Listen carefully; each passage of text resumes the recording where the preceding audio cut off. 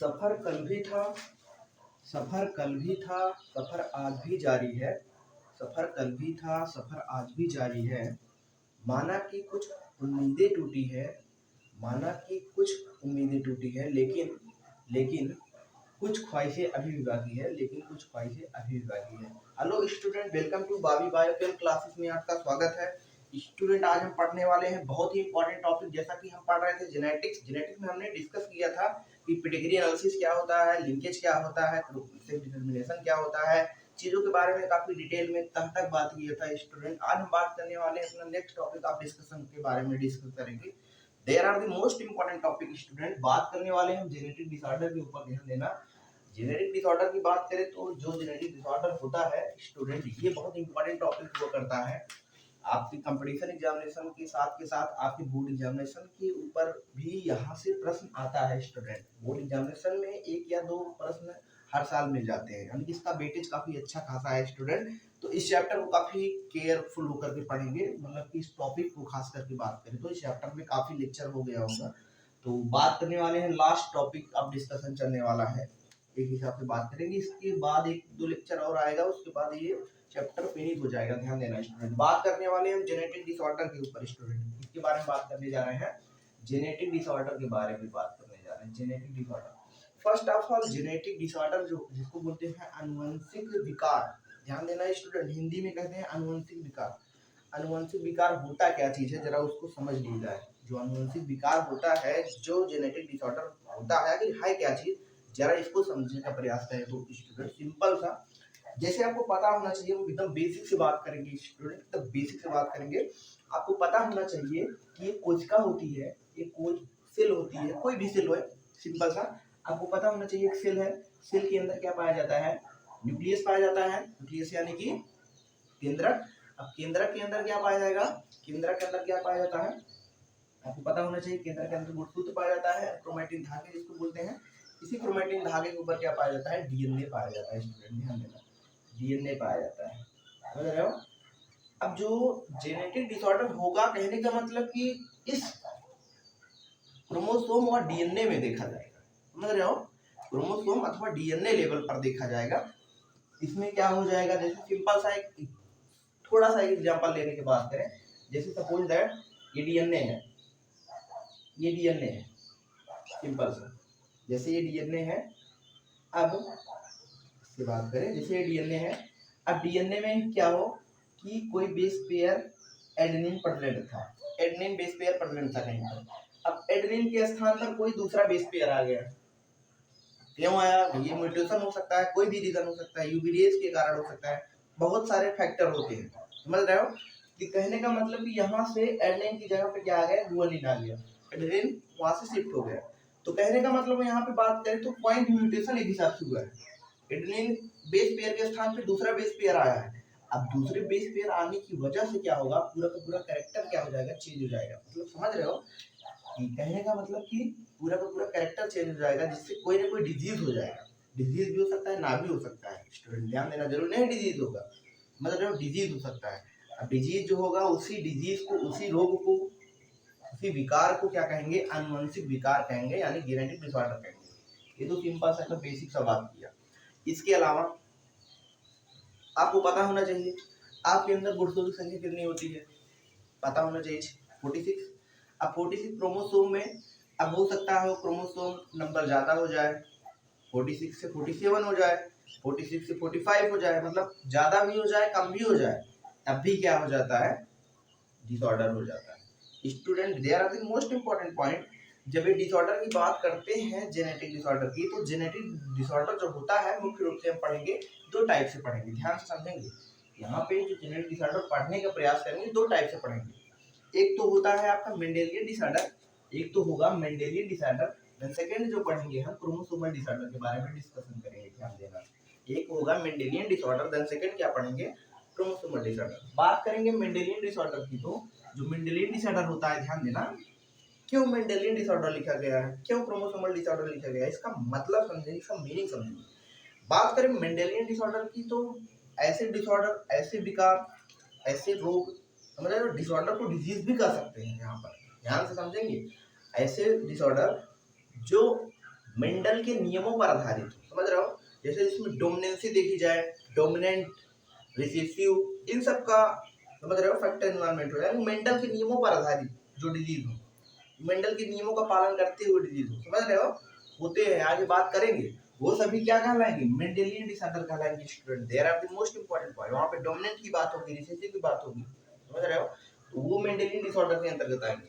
और Mendelian disorder के अंतर्गत आप जो पढ़ेंगे इट इज कंसिस्ट ऑफ, इसमें आप पढ़ेंगे हीमोफीलिया के बारे में, ध्यान से समझेंगे, इसमें आपको पढ़ाएंगे भी डिटेल में, तक बात करेंगे हीमोफीलिया के बारे में पढ़ेंगे। देन इसमें आप पढ़ेंगे सिकल सेल एनीमिया पढ़ेंगे ना, हीमोफीलिया पढ़ेंगे, सिकल सेल एनीमिया पढ़ेंगे, फिनाइल कीटोनुरिया पढ़ेंगे student, phenylketonuria, then colour blindness पढ़ेंगे, देन थैलेसीमिया पढ़ेंगे। क्या पढ़ेंगे स्टूडेंट, थैलेसीमिया, सिंपल। यानी इसमें हीमोफीलिया पढ़ेंगे, सिकल सेल एनीमिया पढ़ेंगे, haemophilia, sickle cell anaemia, then उसके बाद phenylketonuria, colour blindness, thalassaemia, there are the most important disease. और इस डिजीज से, इस जेनेटिक डिसऑर्डर से, मेंडेलियन डिसऑर्डर से एक दो प्रश्न पक्का आता है, समझ रहे हो, एक दो क्वेश्चन पुट अप कर लेता है ऐसा बोर्ड्स में, ऐसा कंपटीशन में, ध्यान समझेंगे, यहाँ से अच्छा खासे लेवल का प्रश्न बनता है। बात करें सेकंड स्टूडेंट, सेकंड यानी कि बात करें क्रोमोसोमल डिसऑर्डर, बात करें क्रोमोसोमल डिसऑर्डर। क्रोमोसोमल डिसऑर्डर होता क्या है, इसके अंतर्गत ध्यान देना, इट इज कंसिस्ट ऑफ, इसके अंतर्गत जो पढ़ते हैं हम, इसके अंतर्गत हम डाउन सिंड्रोम को पढ़ते हैं, टर्नर सिंड्रोम को पढ़ते हैं, देन क्लाइनफिल्टर सिंड्रोम को पढ़ते हैं। ध्यान देना, Down syndrome, Turner syndrome, Klinefelter syndrome, there are the most important topic student, most important topic. यहाँ से प्रश्न, यहाँ से क्वेश्चन भी पुट अप कर लिया जाता है। बात करेंगे, हम पहला स्टार्ट भी कर लेते हैं स्टूडेंट, स्टार्ट भी करते हैं इससे, हम स्टार्ट जो करते हैं क्रोमोसोमल डिसऑर्डर से स्टार्ट करते हैं, ध्यान देना, स्टार्ट जो करते हैं क्रोमोसोमल डिसऑर्डर से बात करते हैं। पहला ध्यान समझेंगे student, they are the most important topic, बात करने जा रहे हैं क्रोमोसोमल डिसऑर्डर के ऊपर। अब समझेंगे क्रोमोसोमल डिसऑर्डर है क्या। फर्स्ट ऑफ ऑल बेसिक से बात करेंगे स्टूडेंट, क्रोमोसोमल डिसऑर्डर होता क्या चीज है, इसमें हम डिस्कस करेंगे, ध्यान समझेंगे। बात करने जा रहे हैं किसके ऊपर, क्रोमोसोमल डिसऑर्डर,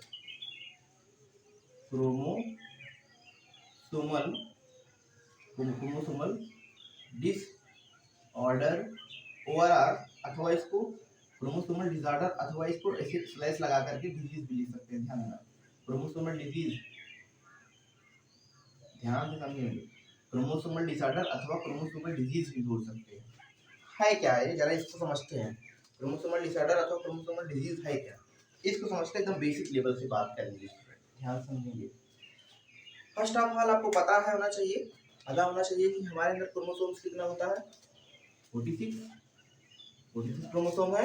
अब 46 से क्या हो जाए, इसका एक्सेस हो जाए, एक्सेस मतलब बढ़ोतरी हो जाए, यानी कि 46 से कितना हो जाए, 47 हो जाए, ध्यान समझेंगे। या तो 46 से क्या हो जाए, 46 से क्या हो जाए, 45 हो जाए, 45 यानी कि एब्सेंस, समझ रहे हो। पहले केस में क्या हो रहा है, एक्सेस हो रहा है, एक्सेस मतलब जिसकी संख्या बढ़ रही है क्रोमोसोम की, दूसरे केस में क्या हो रहा है, एब्सेंस हो रहा है, एब्सेंस मतलब घट रही है। अब दोनों केस में क्या होगा, दोनों केस में क्या होगा, दोनों केस में खतरा होगा, दोनों केस में बीमारी होगी, दोनों केस में डिजीज होगा, दोनों केस में रोग होगा, ध्यान समझेंगे कैसे होगा, आगे इस पे हम डिटेल में तक बात करने जा रहे हैं। यानी इसमें क्या हो रहा है, क्रोमोसोम की संख्या एक्सेस हो रही है या एब्सेंस हो रही है, एक्सेस होगा तब भी डिजीज होगा, एब्सेंस होगा तब भी डिजीज होगा। कैसे एक्सेस होगा, कैसे एब्सेंस होगा, उसको समझते हैं, ध्यान समझेंगे। उसको समझने के लिए हम दो टर्म समझते हैं, उसको समझने दो टर्म समझते हैं, और दो टर्म से पहले हम इसको डिटेल समझ लेते हैं, नहीं तो आपको चीजें बहुत समझ में क्लियरिटी ताकि आपको आए। देखो जैसे सिंपल से समझो, सिंपल एकदम सरल से समझा रहे हैं स्टूडेंट, ध्यान समझेंगे। आपको पता होना चाहिए ये क्या है, आपका गुणसूत्र है, क्रोमोसोम है। अब क्या हुआ कि किसी फैक्टर के कारण क्या हुआ कि क्रोमोसोम लूज कर गया, that is the lose of या लॉस ऑफ ये क्रोमोसोम। और उस क्रोमोसोम के स्ट्रक्चर के बारे में बताया थे ना, क्रोमोसोम में क्रोमैटिड आर्म है, लॉस ऑफ क्रोमैटिड भी लिख सकते हैं, लॉस ऑफ क्रोमैटिड। अब ये क्रोमैटिड दो आर्म लॉस हो गया। अब लॉस होने से कैसे दिखाई दिया, कुछ इस तरीके से दिखाई दिया, ध्यान समझेंगे। क्या हुआ कि कुछ फैक्टर, कुछ म्यूटेशन के कारण कुछ ऐसा हुआ कि ये दो क्रोमैटिड आर्म क्या हो गए, गायब हो गए। जिससे कैसे दिखाई देगा, जब क्रोमैटिड आर्म चले जाएंगे तो ये कुछ इस तरीके से दिखाई देगा, हाँ या ना, दिखाई देगा कि नहीं, इस तरीके से दिखाई देगा। अब इस तरीके से दिखाई दे रहा है तो भाई जब क्रोमेटिड लॉस कर गया, ये क्रोमेटिड लॉस हो गया, जब ये क्रोमेटिड लॉस हो गया तो जाहिर सी बात है लॉस ऑफ कैरेक्टर्स, कैरेक्टर भी लॉस कर जाएंगे, ध्यान समझेंगे, यानी कि जो लक्षण होंगे वो भी क्या हो जाएंगे, लॉस कर जाएंगे, हाँ या ना। और यहाँ पे क्या हो रहा है, यहाँ पे बात करें सूत्र यानी क्रोमेटिड क्या हो रहा है, अब्सेंस हो रहा है, अब्सेंस लॉस कर जाना है, यानी कि लॉस करने का मतलब यहाँ पे देख पा रहे हैं कुछ इस तरीके से हो रहा है, 46 से 45 में हो रहा है, सिंपल सा अगर समझने का प्रयास करें। पहली कंडीशन, ये पहला कंडीशन है, कंडीशन नंबर फर्स्ट ना। अब आपको पता होना चाहिए जब लॉस ऑफ क्रोमेटिड जब लॉस हो रहा है तो यहाँ पे क्रोमेटिड है, यहाँ पर भी क्रोमेटिड है, इसमें क्रोमेटिड में क्या होंगे, सिंपल सा अगर समझा है तुमको, देखो ये क्या है, क्रोमेटिड है, क्रोमेटिड में क्या होंगे, जीन होंगे, समझ आ रहा है, जीन होंगे। अब जीन में क्या होंगे, बहुत सारे कैरेक्टर होंगे और कैरेक्टर जो अलग अलग पार्टिसिपेट कर रहे हैं। अब ये क्या हो रहा है, ये यहाँ से लॉस हो जा रहा है, जब ये यहाँ से लॉस हो जा रहा है तो इस तरीके से दिखाई दे रहा है, ये तो आम ही बच रहा है, लॉस ऑफ कैरेक्टर भी लॉस हो गया, समझ रहे हो। जब कैरेक्टर लॉस हो गया तो बीमारी हो जाएगी, डिजीज हो जाएगी। इसके अलावा दूसरा हम समझें, दूसरा समझने का प्रयास करें स्टूडेंट, जैसे क्या है, क्रोमोसोम है, सिंपल इस तरीके से है क्रोमोसोम।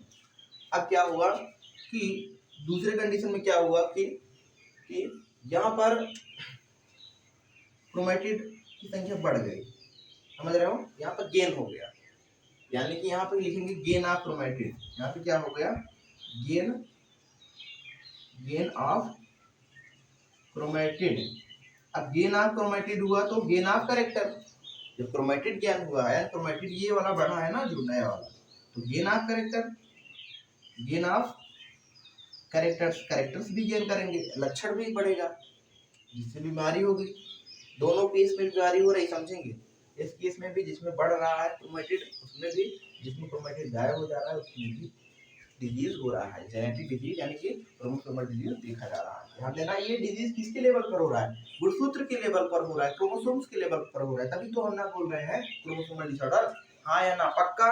आगे हम बढ़ जाते हैं स्टूडेंट, आगे हम बढ़ जाते हैं, इनको समझने के लिए जैसा इसका एग्जाम्पल की बात करें, आपका विद्यार्थी, ये एग्जाम्पल आपका विद्यार्थी समझ सकते हैं, टर्नर सिंड्रोम, डाउन सिंड्रोम। ध्यान देना, डाउन सिंड्रोम में क्या होता है, इंक्रीज होता है, टर्नर सिंड्रोम में घटता है। अभी बात करेंगे डिटेल में, तब तक चीजों को डिटेल में डिस्कस करेंगे, ध्यान समझेंगे। इसको बात करने से पहले कुछ चीजें और जान लेते हैं, आई होप आपको समझ में आया होगा, सिंपल सा समझेंगे। इसमें क्या हो रहा है, क्रोमोसोम में क्रोमेटिड लॉस कर रहे हैं, जब क्रोमेटिड लॉस हो रहा है तो कैरेक्टर लॉस होगा, क्यों कैरेक्टर लॉस होगा, क्योंकि भाई क्रोमेटिड है, क्रोमेटिड में क्या पाया जा रहा है, जीन पाया जा रहा है। अब जीन जो है अलग अलग कैरेक्टर के लिए रिस्पॉन्सिबल होगा, अब वो क्रोमेटिड ही गायब हो जा रहा है, जाहिर सी बात है, तो जीन भी गायब हो जाएगा। अब जीन गायब हो जाएगा कुछ इस तरीके से दिखाई देगा, कैरेक्टर लॉस कर जाएगा, जब कैरेक्टर लॉस कर जाएगा तो होगा क्या कैरेक्टर लॉस कर जाएगा, जिससे क्या होगी, डिजीज देखा जाएगा, यानी जेनेटिक डिसऑर्डर, यानी जेनेटिक डिसऑर्डर में क्रोमोसोमल डिसऑर्डर हो जाएगा, हाँ या ना, पक्का। इसको हम समझ सकते हैं किससे समझ सकते हैं, एज टर्नर सिंड्रोम, इसको हम किससे समझ सकते हैं, टर्नर सिंड्रोम से, ध्यान देना। अगला बात करें, इसमें क्या हो रहा है, क्रोमेटिड बढ़ रहा है तो क्या हो रहा है, कैरेक्टर गेन कर रहा है, जब कैरेक्टर गेन कर रहा है क्रोमेटिड बढ़ रहा है, क्रोमेटिड आगे जुड़ जा रहा है, गेन कर जा रहा है, जिससे क्या होगा, कैरेक्टर गेन कर जाएगा, बीमारी होगी। बीमारी कौन सी होगी, डाउन सिंड्रोम। आगे डिटेल में तब तक बात करेंगे स्टूडेंट, बहुत डिटेल में बात करेंगे, बेसिक लेवल पर बातें रहेंगी, आप बने रहेंगे लास्ट तक वीडियो।